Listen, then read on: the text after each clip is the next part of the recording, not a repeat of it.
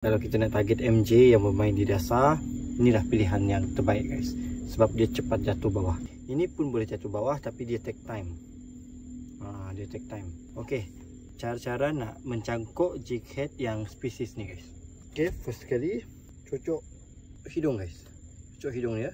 Okey. Okey, macam ni. Macam ni guys. Dan tolak masuk dalam.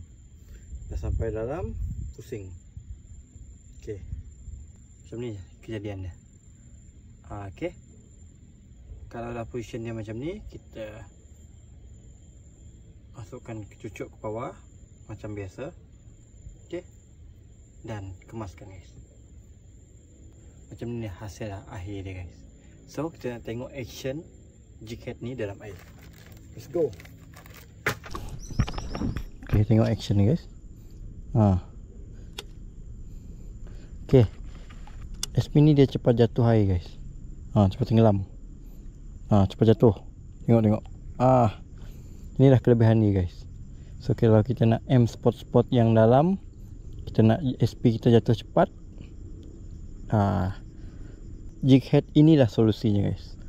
Okey, siapa yang tengah cari jig head yang macam ini, boleh tekan back kuning aku guys.